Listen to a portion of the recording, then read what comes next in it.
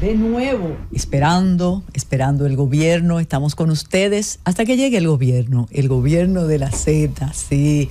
Hay unos señores, el señor Alvarado dice, pero ¿cuál gobierno? Oh, el de la Z, ese es el que estamos Claro, esperando. el gobierno de la tarde. El de la tarde, claro, exactamente.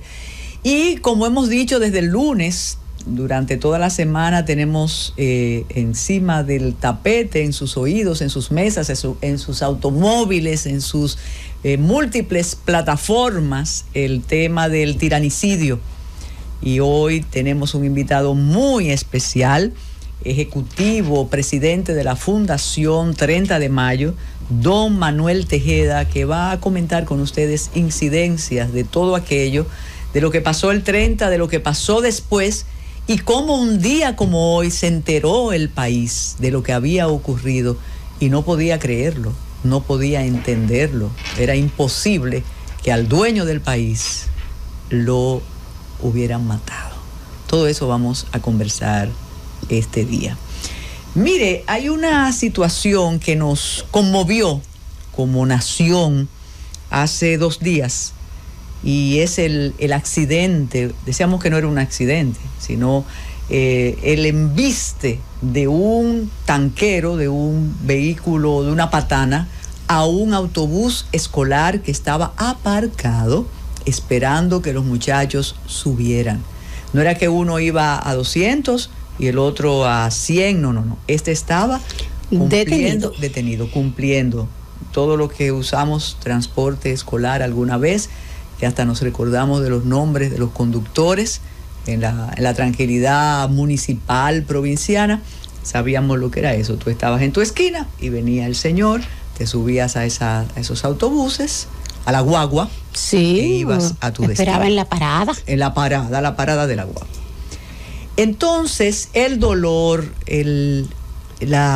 los gritos, las expresiones de esa familia que les cambió su vida después de esto, yo creo que nos han conmovido, reitero, como nación. Pero hay un detalle que subyace y que de manera respetuosa y al mismo tiempo no tan de sorpresa, pero importante, se ha estado comentando. Y es que de los 14 niños y preadolescentes transportados, todos tienen origen extranjero. E incluso me decía un comunicador veterano, y todavía no sabemos si el conductor también era extranjero. Algunas puntualizaciones. Primero, ¿cómo se sabe? Recuerden que aquí se logra por el descontrol, por la corrupción y porque no nos importa también que una persona pueda declararse como Juan Pablo Duarte, aunque haya nacido en Jacmel, y eso no es problema. De modo que la primera incógnita a despejar es cómo usted sabe que esos muchachos eran extranjeros. Bueno, el fenotipo, esta es una población mezclada también.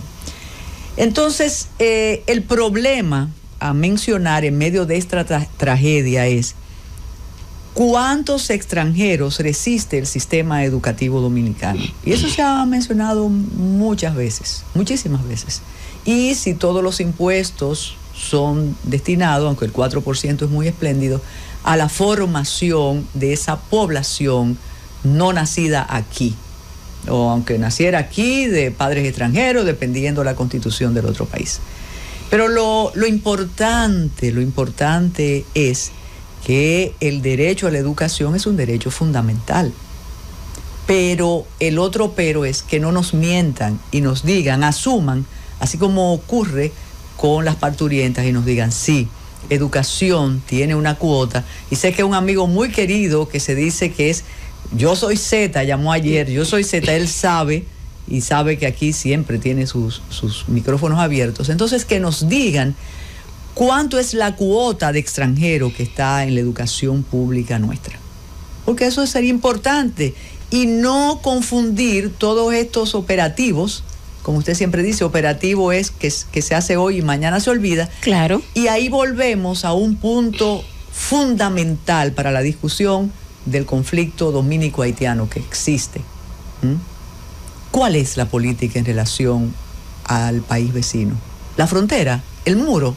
No lo sabemos, porque Si eso está ocurriendo, ya la inclusión es una realidad. Me gustaría, reitero, en medio de la tragedia, del drama, del dolor, que las autoridades correspondientes enviaran eso a nuestros jueces internacionales y le dijeran, mira, en este accidente, si se determina, los 14 estudiantes estaban integrados al sistema educativo dominicano.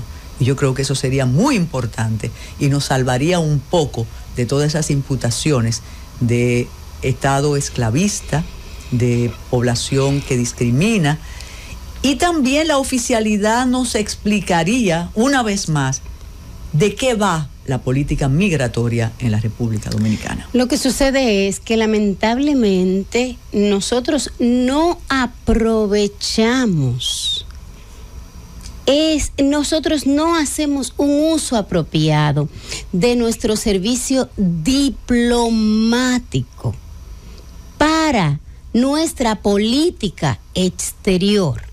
Porque la política exterior de un país se utiliza en beneficio de los intereses nacionales. La política exterior es una herramienta de defensa nacional. Por eso, no inocentemente, en las constituciones de los países latinoamericanos, no solamente de la República Dominicana, solamente hay 2 elementos de los cuales el presidente es autoridad suprema y es responsabilidad indelegable. ¿De qué? ¿Qué dirige el presidente de manera expresa? Las Fuerzas Armadas y la Policía Nacional, o sea, la capacidad de fuerza, ¿verdad? Y la política exterior. ¿Por qué? Porque son los 2 instrumentos que permiten garantizar la soberanía y la integridad nacional. La Constitución no dice que el presidente dirige la salud pública, ni que dirige la educación. Por supuesto que dirige todo, sobre todo en un país presidencialista como el nuestro. Pero donde dice la Constitución que es autoridad suprema y que dirige de manera expresa, por intermedio del canciller, por supuesto, el ministro de Relaciones Exteriores, es precisamente la política exterior. Porque eso es lo que garantiza la permanencia del Estado. Y un país, un Estado que muestra sus garras a nivel internacional con la política exterior es Estados Unidos. Ahí lo vemos con la USAID. Nos ha puesto un montón de leyes.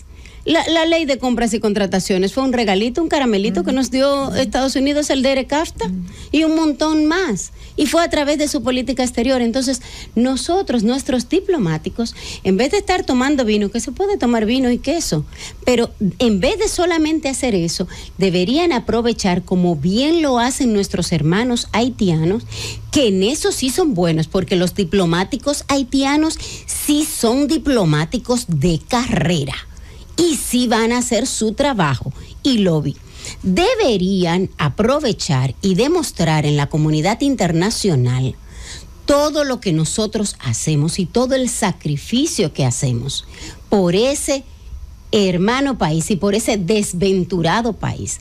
Y ahora este es un ejemplo de cómo están integrados al sistema educativo nacional, a tal grado que de los 14 niños, ustedes saben que yo soy discalcúlica, pero de los 14 que estaban afectados, el 100% eran nacionales haitianos. Y todos los recursos de educación para esa comunidad estaban siendo utilizados de manera natural y no había oposición. Y mire cómo, igual el autobús que dispuso el Ministerio de Educación tranquilamente estaba recogiendo a esos niños. ¿Por qué? Porque la Constitución de la República Dominicana establece que la educación preuniversitaria es un derecho para todos los habitantes en el territorio dominicano en edad escolar, independientemente incluso de su condición migratoria, ya sea regular o irregular. ¿Que eso nos conviene o no nos conviene? Bueno, eso es otra discusión, pero mientras tanto se está ejecutando y nosotros deberíamos dejar saber eso a los que nos atacan, que muchos de ellos incluso son nuestros connacionales. Eso es lo más terrible.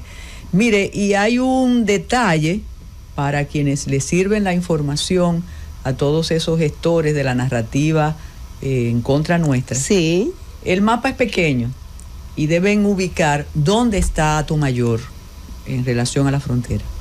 Para que vean a dónde llegan. Sí. Y dónde se asienta esa comunidad. Que está mucho más cerca del Gran Santo Domingo que del muro fronterizo o del lugar donde quería aportar Canadá. Los tantos millones que, por cierto, no se han desembolsado, que no eran del otro lado de la frontera.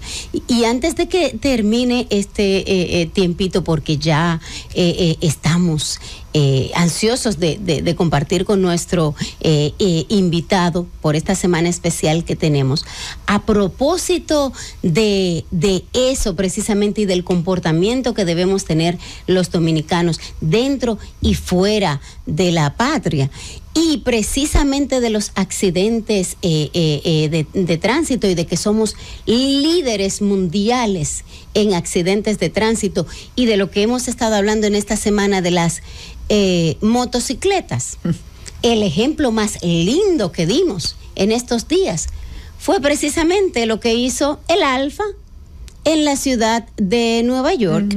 O sea, mientras nosotros aquí estamos hablando, el gobierno dominicano del esfuerzo que va a hacer con Google y con Waze para regular el tránsito, para resolver el tema de la seguridad vial, miren lo trágico que ha sucedido con este accidente. Entonces, tenemos por primera vez un comisionado de transporte en la ciudad de Nueva York, que es el responsable del tránsito, y nuestro exponente urbano que ha logrado destacarse en Nueva York, el Alfa, lo que hace es exportar la dominicanidad con las carreras clandestinas y termina intranquilizando la urbe, y él pensaba que allá le iba a salir lo mismo que aquí en la 6 de noviembre.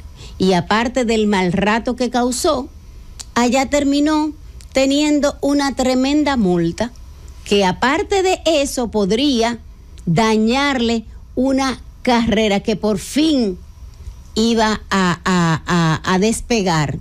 Pero recordemos que ese caballero 3 años atrás, recordemos que tuvo que barrer aquí la plaza de la bandera. Él exportó la impunidad dominicana, él exportó la complacencia de las autoridades con esos personajes, porque recordemos que un ministro dijo que él era un referente para la juventud. Pero él mismo que insultó a los padres de la patria. Claro. Entonces, cuando uno busca causas y razones, y causas y azares, como dice el poema, míralo ahí. Míralo ahí. Y qué bueno que usted mencione la 6 de noviembre, porque las carreras existen y yo no sé qué le pasa a la autoridad que no lo sabe. Sí, y existen en la Luperón, existen en la Tiradentes. Pero hace 3 años que se anunció que se iban a resolver. Sí, ¿cómo no? Sí, se anunció, de veras. Búsquelo en el periódico. Que se van a resolver. No, se anunció que ya estaban resueltas las carreras de motocicletas. Tenemos que darle paso a nuestro invitado estelar, pero todo el asunto de la diplomacia y del trabajo que deben hacer los diplomáticos es una tentación para comentar y recordar lo que consta en el programa de gobierno del Partido Revolucionario Moderno, que además esa parte está redactada por el canciller, es excelente y precisamente exige de nuestros representantes diplomáticos más acción. ¿Y ellos se recuerdan?